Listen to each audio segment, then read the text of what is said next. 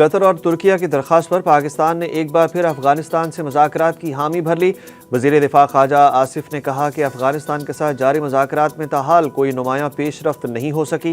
گزشتہ شب پاکستانی وفد واپسی کے لیے ایئرپورٹ پہنچ چکا تھا، لیکن قطر اور ترکیہ کی درخواست پر وفد کو رکنے کا کہا گیا۔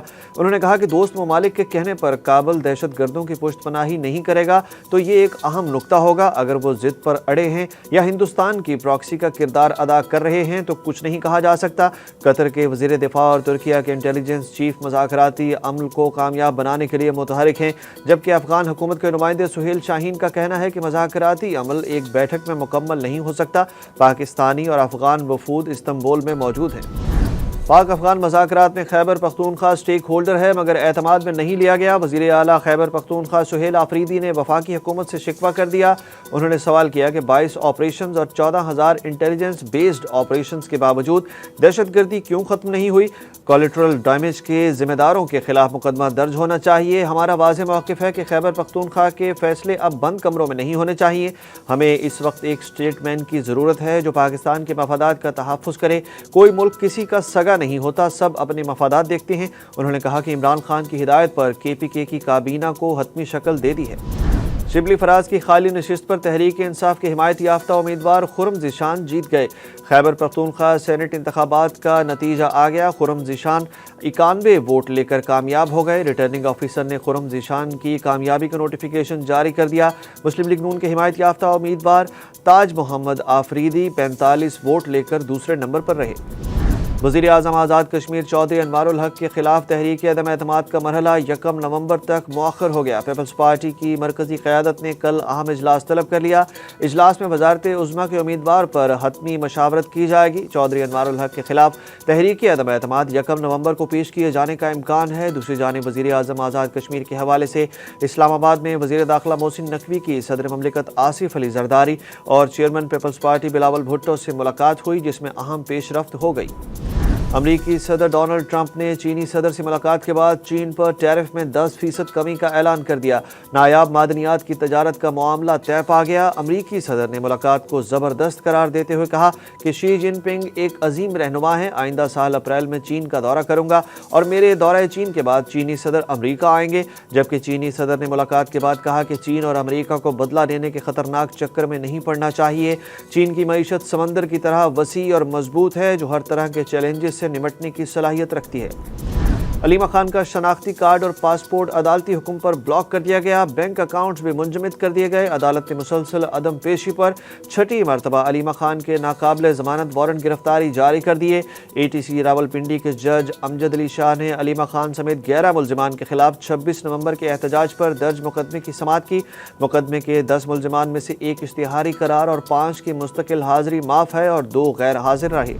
ہم اگر ایک دوسرے کے خلاف توہین عدالت کی کارروائی کریں تو یہ مناسب نہیں لگے گا۔ ایک حاضر سروس جج کے خلاف کارروائی صرف سپریم جوڈیشل کونسل کر سکتی ہے۔ اسلام آباد ہائی کورٹ کے جسٹس خادم حسین سومرو کے جسٹس سمن رفت امتیاز کے خلاف دائر توہین عدالت درخواست کی سماعت میں ریمارکس۔ درخواست گزار وکیل کلثوم خالق نے جسٹس طارق محمود جہانگیری کیس کے فیصلے کا حوالہ دیا، جس پر جسٹس سومرو نے کہا کہ اس فیصلے کو سپریم کورٹ کے 5 رکنی بینچ نے کالعدم قرار دے دیا۔ عدالت نے کیس کی سماعت ملتوی کر دی۔ سپریم کورٹ آف پاکستان کے رجسٹرار سلیم خان نے نجی وجوہات پر اپنے عہدے سے استعفیٰ دے دیا۔ رپورٹ کے مطابق ذرائع نے کہا کہ اس سے پہلے رجسٹرار سلیم خان 45 دن کی رخصت پر تھے۔ سابق رجسٹرار سلیم خان کے اعزاز میں الوداعی تقریب ہوئی، جس میں چیف جسٹس یحییٰ آفریدی، جسٹس امین الدین خان، جسٹس جمال مندوخیل اور دیگر جج شریک ہوئے۔ PTI نومبر میں احتجاج کرے گی یا نہیں، بیرسٹر گوہر نے وضاحت پیش کر دی۔ چیئرمین PTI نے کہا کہ نومبر میں احتجاج کی کال کے حوالے سے تمام باتیں بے بنیاد ہیں۔ بانی PTI کی جانب سے احتجاج کی کوئی باضابطہ ہدایت نہیں دی گئی۔ بیرسٹر گوہر نے پارلیمنٹ میں میڈیا سے گفتگو میں کہا کہ اسپیکر سے ملاقات میں اپوزیشن لیڈر کے انتخاب کا عمل جلد مکمل کرنے کی درخواست کی ہے۔ بانی PTI کے فیصلے کے بغیر کمیٹیوں میں واپسی ناممکن ہے۔ अली अमीन गंडापुर और बैरिस्टर गौहर को फील्ड मार्शल पसंद करते हैं, शेर अफजल मरवत ने एक और बड़ा दावा कर दिया। निजी टीवी प्रोग्राम में शेर अफजल मरवत ने कहा कि अली अमीन गंडापुर और बैरिस्टर गौहर की जब आर्मी चीफ से मुलाकात हुई तो आपको ये सुनकर हैरत होगी कि ये दो लोग ही थे जिनको army chief field marshal Asim Munir पसंद करते थे। शेर अफजल मरवत ने दावा किया कि यकीन करें, मुझे एक शख्स ने बताया कि एक मीटिंग में मोहसिन नकवी की तरफ चेहरा करके आर्मी चीफ ने कहा कि आपने इनको बताया कि मैं इन्हें पसंद करता हूँ, और शायद ये भी कहा कि जब भी टीवी पर बैरिस्टर गौहर का बयान आता है तो मैं वॉल्यूम बढ़ा देता हूँ कि सुन लूँ क्या कह रहे हैं।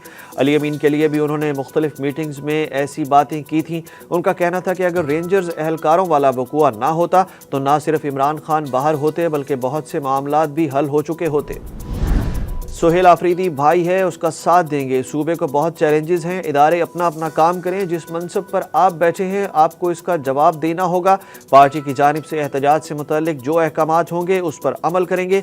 साबिक वज़ीर आला खैबर पख्तूनख्वा अली अमीन गंडापुर के पेशावर में मीडिया से गुफ्तगू, कहा नेशनल एक्शन प्लान के तहत काम उस तरह किया जाए जिसमें अवाम का नुकसान ना हो। सुहेल आफरीदी की मुलाकात बानी PTI के साथ करवानी चाहिए।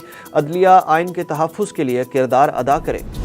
किसी ने अगवा किया, ना ही किसी की हिरासत में था। इंक्वायरी के खौफ से मैं खुद छुप गया था। यूट्यूबर डकी भाई केस की तहकीकात करने वाले NCCIA के लापता डिप्टी डायरेक्टर उस्मान मंजर-ए-आम पर आ गए।